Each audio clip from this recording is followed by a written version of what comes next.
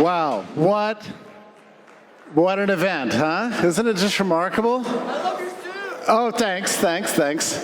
I left my cape backstage. Listen, I tell you what, I'm having a hard time getting used to. I'll just be honest with you. I'm having a hard time getting used to being hopeful. Like, actually hopeful. I've not felt this in years. 4 years, precisely.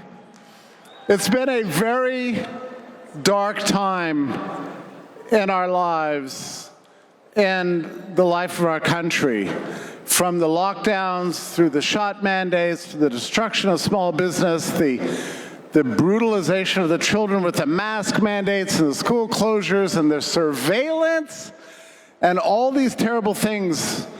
It was a couple years ago, I was on a show you might know called The War Room. You know, Steve Bannon, right?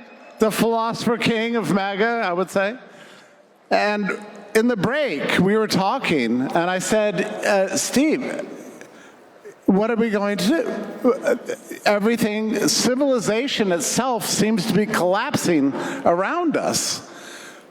Between the spying, the pillaging, the poisoning of the public, I'm not sure I understand whether we have a system in place to deal with this. And he looked at me, and it was in the commercial break, he looked at me and he said, I always remember these words, he said, "What man has made, man can unmake." We're going to unmake this disaster, and we're going to rebuild for freedom. Wow. So I wanted to believe that. But I wasn't sure. Election night was quite something, wasn't it? That was a revolution. That was a regime change within the democratic form. And we've watched over the last several days how this works itself out in practice with the debate over the budget. What a beautiful thing that was to see the free media of X employed in service of the people. It was glorious. So I'm very hopeful. I'm very excited. The House Subcommittee on Weaponization of Government just came out with a new report. Did you see it? 17,000 pages of things that the Biden administration was doing over the last 4 years to weaponize government. I know I've not read it. I don't know how anybody could, 17,000 pages. But it's just the beginning, and you know, we all know it. How many of you in this room know this term debanking? You know this term debank? This is when your bank sends you a letter suddenly and says, we're not going to work with you anymore. Enclosed, you'll find your funds, find a new bank. People don't talk about it because it's deeply embarrassing. It's terrible when it happens to you and you're having to scramble to find a new bank. They never explain to you why it's happened. We didn't know until Melania Trump's book came out that this happened to Melania. It happened to Melania and Barron. They were both debanked in January of 2021. And until Mark Andreessen did an interview, I think it was Joe Rogan, or maybe it was Tucker Carlson, pointed out that there hasn't been anybody in the world of crypto and Bitcoin that hasn't faced debanking. The companies, the individuals, it's brutal. It's a form of terrible coercion that doesn't use guns. They don't have to show up to your house. They just unplug your ability to live a normal life. They never have to explain why. This was a Biden administration policy. They've been waging war against many new industries, particularly in the cryptocurrency space. And what it's done is it's driven a lot of capital out of the country. Most countries in the world are desperately clamoring for Bitcoin companies and crypto companies to come there, rolling out the red carpet to all the innovators. The US has been waging a war on these companies ever since this technology was invented. And it's been brutal and terrible. Fortunately, the Trump administration is swearing to change that. I hope we're going to. So far as I'm concerned, blockchain technology and cryptocurrency is one of the great innovations, certainly in the history of modernity, maybe of all time, because it introduces the possibility of dramatic freedom in which individuals themselves can fully control their financial lives. And it's a beautiful vision, beautiful vision. So now I want to tell you about a friend of mine. His name is Roger Ver, V-E-R. He was the first American entrepreneur, maybe in the world, to really see the potential of cryptocurrency and Bitcoin. He knew it from 2010. I didn't know it. I had been seeing attempts at digital currency come and go. I became dismissive of all these things at some point.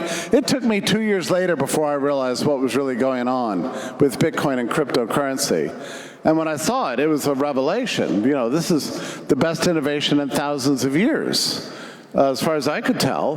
But he knew it from 2010. He became an investor, early investor in cryptocurrency, in BitPay, and later in Kraken and Ripple.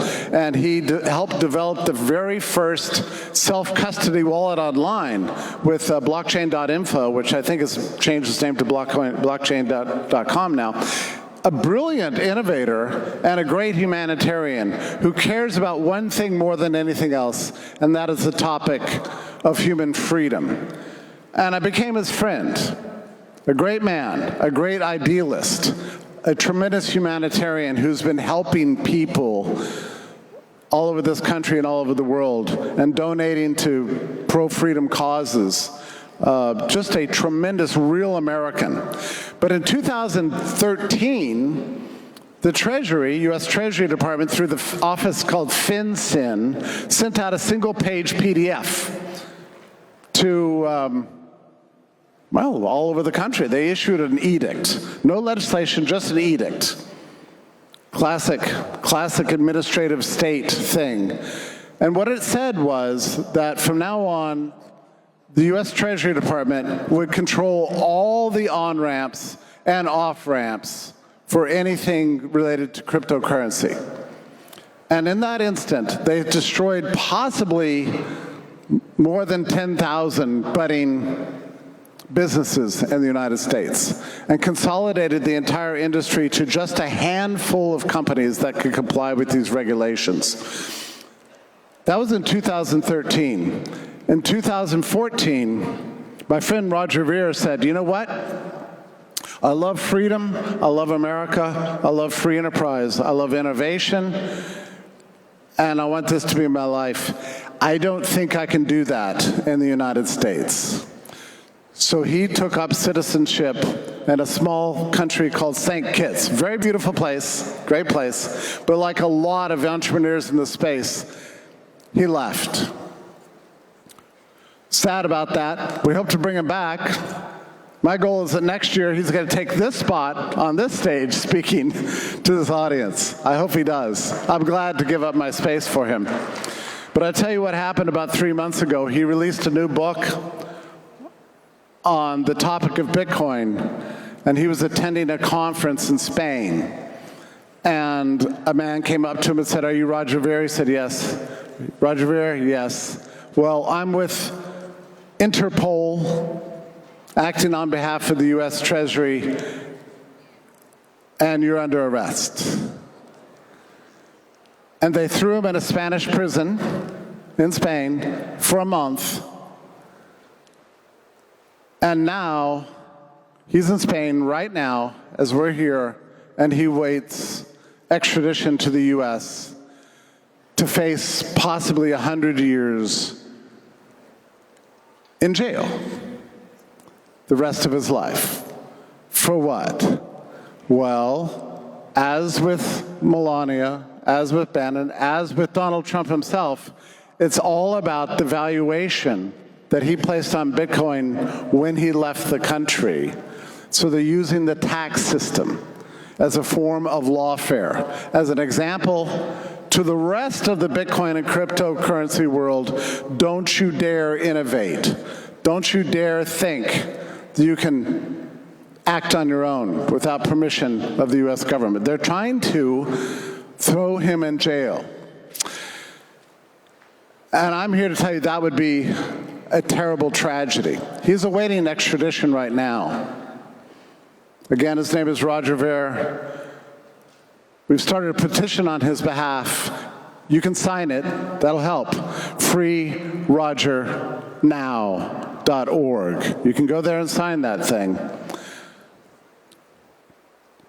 But I tell you what, after Inauguration Day, we're going to see the American version of Bastille Day.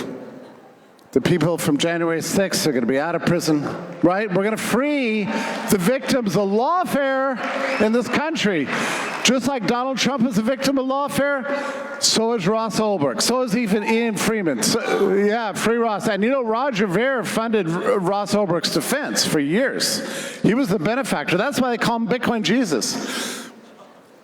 I would like to see Roger Ver's name on that list. Do you agree with that? Get that man back. Free Roger Ver. He's a great man, and I'll tell you something else, because I know him personally. And this is a little bit emotional for me, because the world over the last 4 years, over some long time, has become a pretty dark place as far as I'm concerned. Lacking in ideals, lacking in a vision of freedom, lacking in basic ethics and morality.